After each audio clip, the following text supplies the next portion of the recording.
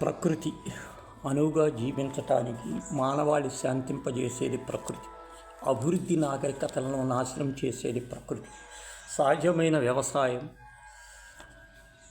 ఆహారపు అలవాట్లు, పద్ధతులు నేర్పేది ప్రకృతి. ప్రకృతిని జయించటం సందేశాల పొలమాల. ప్రకృతిని అర్థం చేసుకొని విఫలం అవుతాం. విధి విధానాలు వ్యవస్థాగతం, వ్యక్తి స్థాయిని రూపొందించలేదు.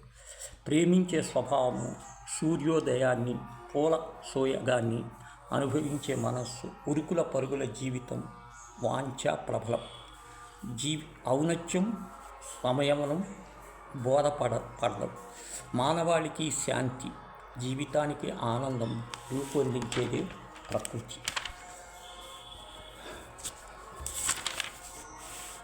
రండి కదలి రండి, యువతరం కదిలింది, నవతరం వెలిగింది. రండి రండి కదలి రండి, ఉద్వేగపు భావనలు, పోరాటపు బాటలు, ముందు వెనుక చూడకుండా విప్లవాల బాటలు, చెడు మార్గం బాటలు, వ్యసనాలకు బానిసలై బలహీనత చాటుకుంది. సంఘంలో గౌరవం చులకన చూస్తూ ఉంటే ఓ యువత కదలిరా.